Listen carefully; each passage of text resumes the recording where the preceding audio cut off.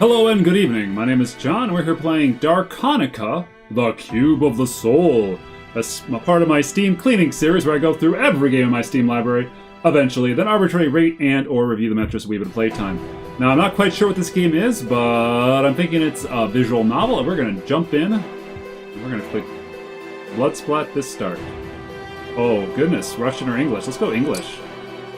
Scenes of violence that shouldn't be seen by children, alright? 18 years older, with a formed outlook, able to distinguish reality from fiction. Okay, scene 0. People always start with scene 0. Too long way home. I got an achievement. There is many reasons to do something bad. Need for power and wealth, envy, anger, fear, and even fulfillment of secret desires. All this leads the nasty road. But worst of all is when love pushes to the evil. A feeling that must invoke let me take two. A feeling that must invoke in soul only light and kindness be turned against you, period, and make you see only darkness around. The world will lose colors forever. And you'll make evil deed, knowing that you're wrong, that you shouldn't do that. You will weep tears of sorrow, and your soul will be suffered from despair. But you know that you can't do anything else. When destructive energy wave broke away from the artifact and wiped out that village, my face was wet from tears. But I overpowered sorrow and fear and grief. I remembered her smile, that warmth and affection of her hugs. I remember her look full of care. I wiped away the tears and got up from cold stone ground. Sand and ashes crunched under my feet, and I just walked away. I was on my last legs. I didn't even know where I was going. I don't know where the story is going. I just walked forward, not thinking about anything, and I was happy. I was glad the ritual had gone well. All that was left in me from a human was begging for a fail. Okay, begging for a fail. But it had gone well, and I was glad. Artifact that absorbed villager's soul was shining in my hand. The bigger part of me that already stopped to think of me as a human rejoiced. And when white and blue flashes hit the ground, when the dead that had laid in graves for years, and even the bodies that were alive for only a few minutes ago, stood up and walked to me with a jerky stride, I was happy. The sound of thunder was heard, so strong that I thought on a second that the ground opened wide. But that just was a rain. No, that was just a rain. The wall of cold water washed the dirt and ashes away from my body. Love can turn us to monsters. That I knew for sure. I pressed in my arm's magical artifact, cause of death and destruction, and for the last time looked on charred ruins. Time to go home. Scene 1. Vacancy. I was awake before dark again. I got up and looked around. Another room in a cheap hotel. I was so tired yesterday and I didn't even see the room. Even now I have no time for this, and desire. Note again, but louder and urgent. Alan Belfmont. Yes, coming! In case I took a dagger from the table and put it in my belt. I was tired yesterday that fell asleep in clothes and came to the door. It's an old habit to keep the weapon close. It's hard to get rid of an old habit. Ellen Chagrin. Who? 1, 2, 3, 4, 5, 6, 7, 8, 9, 10, 11, 12, 13, 14. There's 14 buttons on this guy's shirt. That's too many buttons. Are you Alan Cargan? I have a letter for you. I opened the door. There was a child standing on the doorstep in old shabby clothes covered in soot. Not pictured here. He reached out, black cover made from high-quality expensive paper. Images of dirty messenger and expensive letter didn't match. Who gave this to you? Who gave you that cover? Beautiful lady with white hair. She gave me a silver coin but told me to live in the letter personally. If that's all I need to go, I have business. Such a business child, he will go far. Again, I was awakened by the devil who... some ragged messenger. Why isn't it a beautiful girl like that I saw in my sleep? Wish I could awake with gentle kiss for just once? Is that too much that I'm asking for? I twirled the cover for minutes. Dirty boy's fingers left traces of soot and dirt on the paper. On a paper. I ignore them, not pictured. Paper of cover was very dense and apparently expensive. The cover was black and the letter had a shade of pink. There was a lipstick traces on paper. Sender kissed the letter. What an interesting manner. The letter smelled like flowers. Boy said that he got the letter from young beautiful woman. No, he didn't say young. He said beautiful, but beautiful means young. It's obvious. So beautiful young woman with white hair with habit of kissing letter. Consider the smell of letter. She might smell like this. I already want to see her. What this if not asking of a date? Though I prefer more result women, not that I set a meet with messenger. On a cover were golden letters saying, to Alan Belfmont personally. I laughed. Those romantic thoughts were silly and naive. I just didn't want to admit the reality. I just know too well who send letters like that. I started to read the letter. Alan Belfmont, report with joy that your meeting request was approved. I will wait for you today at 6 p.m. in Liberton Club. This letter will be your pass inside. Hope that we can find a common language and start collaboration. Hope to see you soon. Kate Asher, Liberton Club owner. Seems like I finally can get some gold. I became a mercenary at 17, got A rank at 21, whatever that means. I'm not what you call successful and remarkable mercenary, unless superhuman counts. Like Damned Quartet, and other cases bordered on reality, then I showed good results. But I'm already 24, but I didn't get neither money nor glory. Is that too much that I'm asking for? I have to know about Ash's Lords. A few moments ago, I was told to find out something and get inside Liberton Club. But the more I learned about the structure of this evil organization with vampire bosses, the less I wanted to become the menace to them. But on the other hand, being the part of them was the tempting perspective. Money wasn't a problem for Ash's Lords at all, and seemed like I drew their attention by talking to necessary people and not people.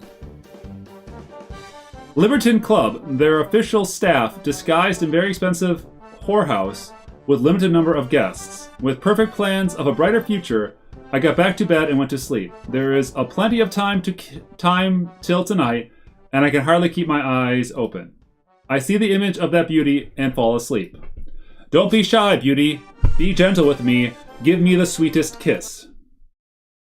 Scene 2. Arriving to the club. I came to the club at 6, but it was a difficult task. Seemed like the whole world was against my meeting with the club's owner. After awakening, I searched for my shoe for almost half an hour. Stepped on a nail on my way. A stray dog almost took me for his lunch, and besides, I got caught in the rain. And on my way, I was almost knocked down by some old man. Sorry, he shouted before I got lost in the street corner. Watch your... I didn't finish. Old man was already gone. Saying curses and brushing the dirt from clothes, I continued my way to the destination point. The fate was literally screaming, don't go. But I was blind and deaf to its words. I was just going to my aim. When I came to the club entrance, put my hand in my pocket, it was like I was dunked under cold water. I didn't find the letter. My pocket was empty. The letter and my modest savings were stolen. That old man! Swine! Alan Belfmont. Guys, I was invited, but I can't find the letter. Maybe forgot. In another pants? By invitation only. Yes, I told you. I was inviting. Hey, hands off. If you want to grope me, take me to the date first. We won't let anyone in. Yes, no invitation, no enter. Well, you... Oh, Elaine! I was waiting for you. Let this man in, I know him. Club's owner appeared and let me go inside. But what she would thought about if she knew that candidate for job in a secret society was robbed on the way?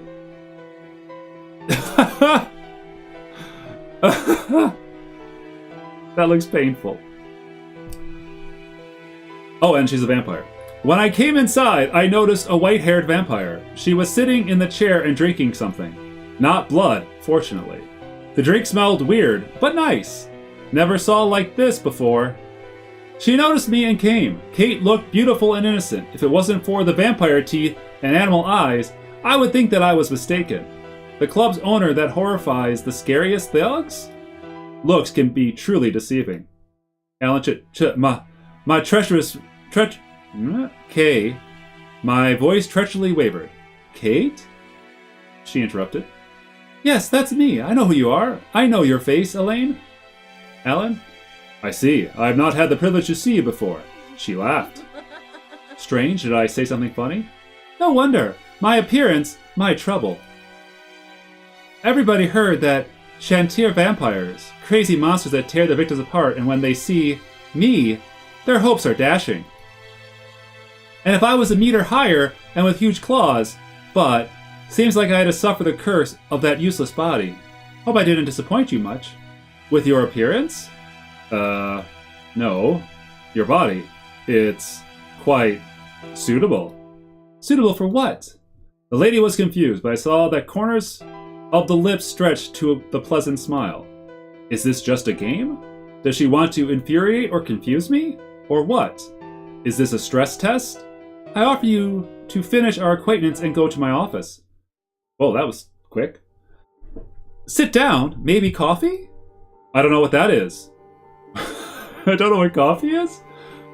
That thing you were drinking? Yes, I got it from Salaket of Empire, but I don't know the details and don't really have a burning desire to know. Then I refuse, I think. Good. Then go back to business. By the way, you may have noticed there is no security. Another grin. There is security. An invisible golem protects me day and night. Is this true? I asked, getting shocked. He said that. Well, of course. No. Why do I need the security? Even my little body became my curse, but as a Chantier vampire, I don't complain to the lack of strength. Do you have any other tangents, or can we talk about work? No. No? No, I mean yes. I mean, let's get to work. The beginning of my meeting with potential employer was awful. I showed the worst of me. Hope the interlocution, I don't know what that means, won't finish with my body torn throat in ditch?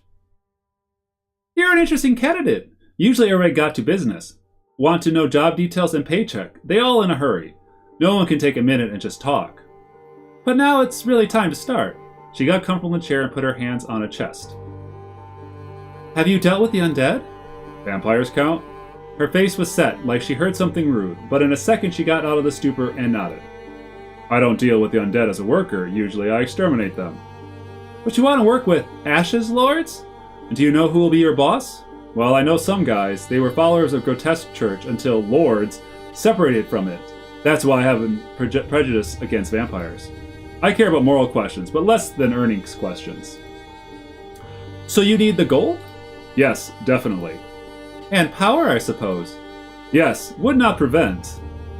But your ideology doesn't worry you much? I am very pliable in moral and ideologic questions. Another grin. What does make her laugh? I'm not comfortable with that. If she's trying to make me nervous, then she's doing it well. After a few days, one of our enemies will get to the town Taskun. By the way, do you know where that is? No, I said honestly. No problem. You will get the guide. S in that town will be a magical thing, and we need that. Is this something important? How can it be different? Important and dangerous. You're not the only one candidate. We will send other groups of competitors. But the enemy knows our team structure very well, and my best workers are on a face. That's why today is your happy day. Show your power, and vacancy in Ashen's Lord is yours.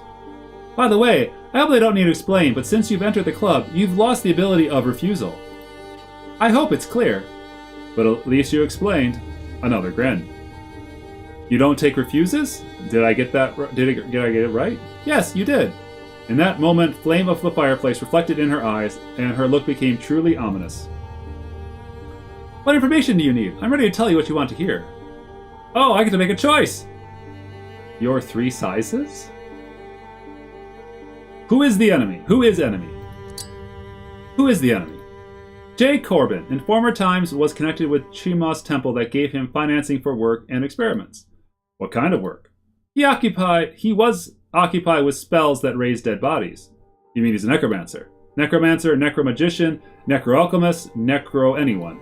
He knows the death magic artfully, and if you will die in a fight with him, I think you won't rest in peace. So, Ashes Lords tangle with Shimosh followers. Not exactly. Corbin left that society not long ago and did one forbidden ritual. Forbidden even for them. Now he's unwelcome among his ex-comrades. They won't help him, but also won't prevent. Do you have a truce? I thought you concluded a truce. Oh, Elaine, you're so young, you don't know anything about politics. Yes, formally we're all followers of the Big Four and coexist, but the weapon like this can put an end to the short and unsteady truce. Did he leave the Chemosh Church? What cube? Did he leave the Chemosh Church? Today he left, tomorrow will come back. He wasn't banished officially. It was a soft compulsion to leave the organization. Understand? Soft? A few days ago he performed the ritual and filled the cube with souls. Little village on Self died out for a night. Now Corbin can feel the freedom. He has powerful and elected weapon, a small army of undead, and desire to turn this world into zombie heaven. The more I know about Quest, the more understand that it's not just test of the ability. It's a task for saving the world, no less. World? No, just one city. By the way, if you couldn't save it, I won't scold. Above all, get the artifact. Why do you need the cube? I don't, absolutely. We'll put it in a safe and throw this safe into the biggest canyon that we find. Our aim, not to use the cube, but don't let Corbin and his friends use it. What's their aim? What's the aim of the Chemosh followers? Didn't I tell you? Corbin left the church, but his aims alike the main aim of the organization: kill everything alive, raise everything dead, and turn this world into the second veil. Vampires are undead too. Don't be angry, but this is true. Don't trust everything what's in the books. And what's the difference? Even if it's so. We vampires feed on human blood, and if people die and become zombies, how will we survive? Once I nearly died of starvation. I don't want to do this again.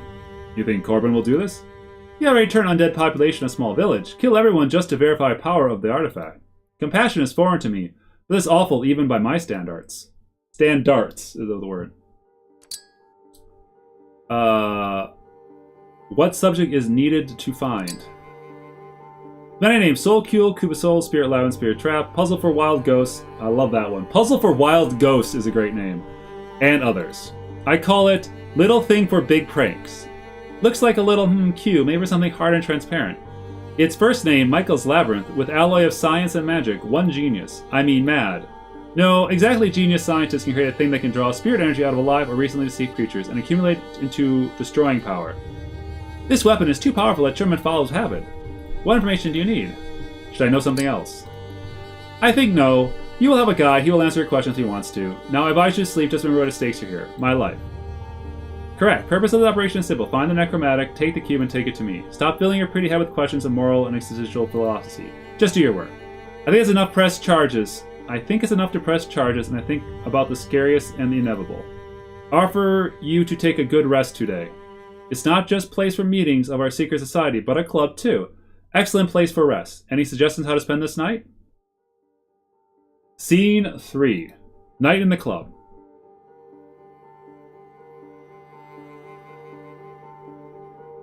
Kate, do you want to accompany me?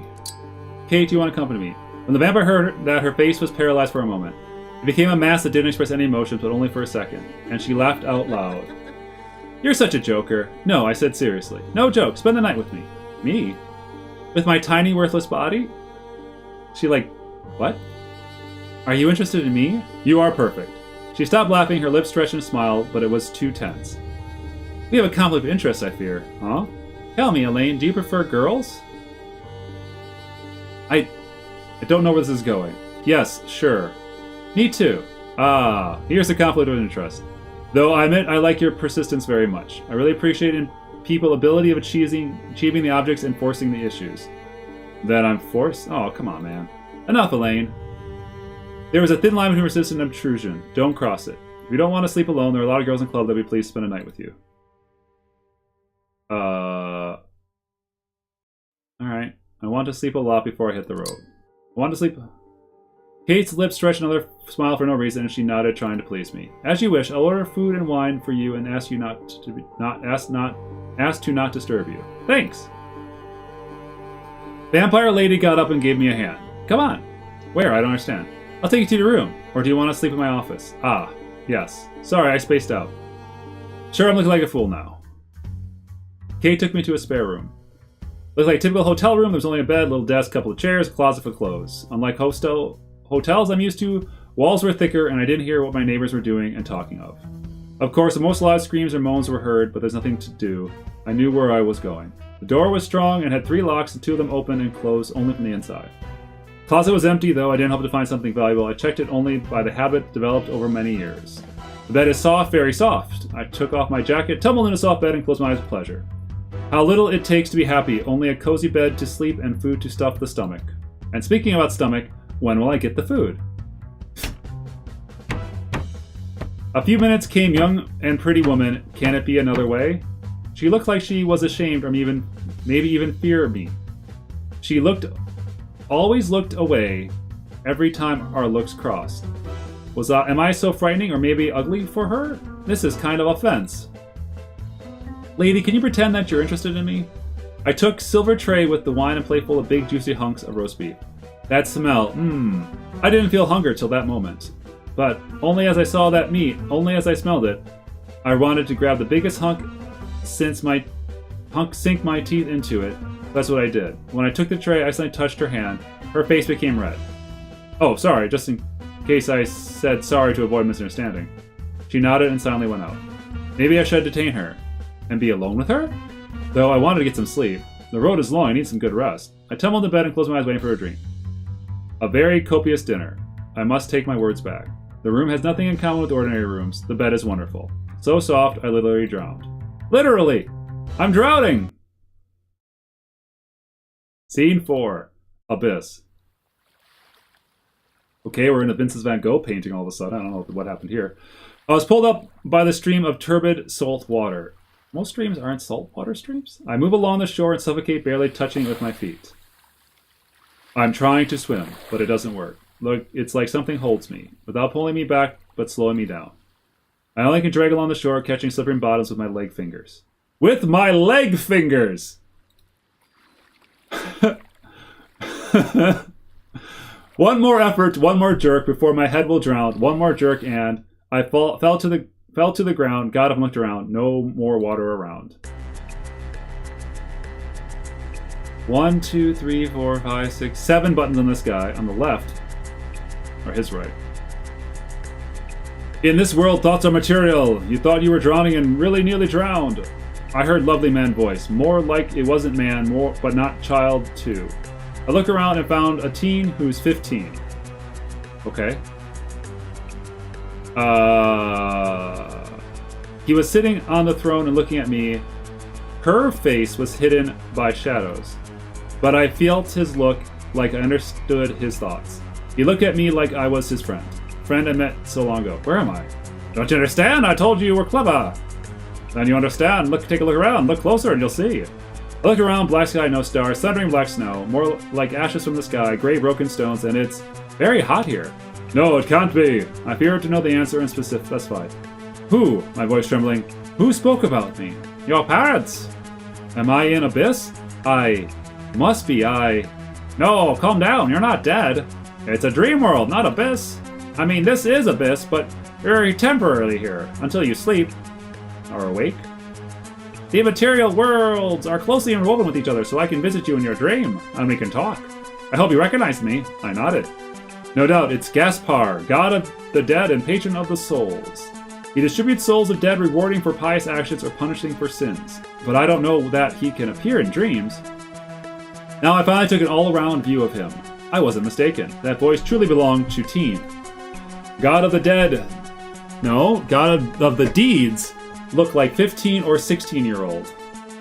White flyaway hair, light smile, too pale for living creature skin. But in general, he excited the symphony. And only his look was tough and cold. It's not eyes of a child who didn't know the sorrow. It's the eyes of monster, beast living in the dark. But taking into account where he lives and what he's doing, hard to keep the soul clean and stainless, and keeping the sanity is harder, though there was something strange in his appearance. His cane in his hand with the skull knob, and the buttons of his shirts were engraved with skulls. Does he have a skull fetish? School? That's C-U-L-L? It may sound rude, and too courageous, according to the god, but I expected something more. Really? Asked Gasper, and smiled appeared on his face. For what? For example, what? Fire wings, giant sword, golden armor, and 40 meters tall? Something impressive. Absolutely not a child. I see, I can take this look, but it'll be hard to associate. That's why when I don't fight with an army of demons, just talking, I use my truly appearance. Yes, that's how I looked when I was alive and got divine power. I was only 15 when this burden of responsibility fell on me, and when I take this look, I can see my reflection. Remember how does it feel to be mortal and can judge fair, without extra arrogance. Unlike the death gods that were born in the Vale and never live in the world of mortals. I'm not obsessed with actions because I understand that morality is relative. I'm trying to understand the reasons and feelings, and I'm distracting as usual. It's not about me, it's about you, Alan. Even not you, but your mission. Artifact searching? You're against them, I can't help? Sorry, I really can't.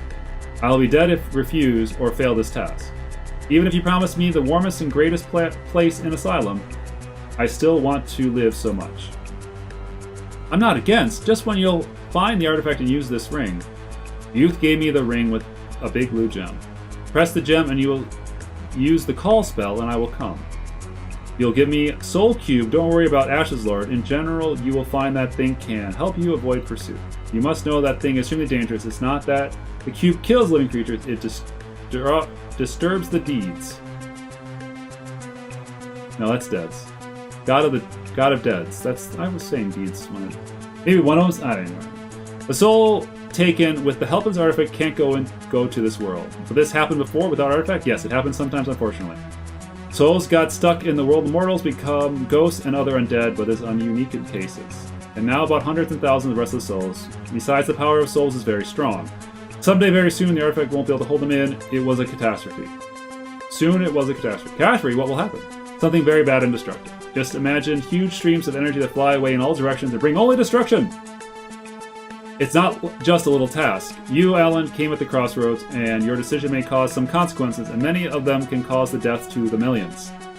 As I heard, Gasser doesn't like to interfere in mortal cases. So why are you interesting? If more people would die, don't you win? Win what? I do all to make the systems work. Souls come through it and get a chance to be reborn. If the Vale will be filled with ghosts sometimes, do you know what happens? What will happen? New, a full-scale war with demons. I barely hold them in, especially with knowing that other dead gods don't care about humans' world. Just another kittle world for them. One more, one less, its destruction won't upset the balance of the universe. Plenty of energy in one hands will cause disruptive consequences for the world. Gasper stopped talking. I don't know what to say. So we kept silence for a few minutes until he decided to break it. Think about it when you have free time, and now you need to go. If you will stay and dream for too long, you might not have returned. Now it is time to wake up. Alan, wake up. I jumped out of bed and looked around. Dark room and club, I fell asleep here. My heart was like a tap dance, and bowed was cold and wet from sweat. I fell to bed completely powerless. It was hard to breathe. I was hoping to take a rest that night, but now I'm totally done up. I closed my eye, tried to quiet my heart, calm down, and fall asleep. I was scared. I was afraid that I could get to the other world only if I close my eyes and won't come back. But I didn't have a chance. If I won't sleep, then tomorrow morning I'll be tired and jaded and probably will die. Speaking about survival, you need to push aside your fear. Scene 5. Meeting Anna.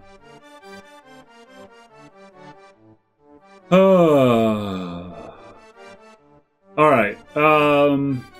Yeah. Okay, this is a visual novel game. Anna, we need to talk. This is a visual novel game. Obviously, it was a translation from Russia. I can't make much heads or tail about the story. I'm supposed to get this cube for this vampire lady, and yeah. I honestly can't recommend this game. The translation is just terrible. The graphics are rather rough. I did have a few choices about talking, but that's about it so far. And man, can we get through here? there a way to speed this up? Yeah, this is a long one. Oh, okay, now we're in this tavern. Okay. Without nightmares. Yeah, I don't have any real feedback on this one. Just, you know, if you're going to release an English version of it, maybe tighten it up. Maybe the Russian version's fine, and I'm just, you know, not taking place in the global marketplace as I should. But these character designs aren't the best. Cheers.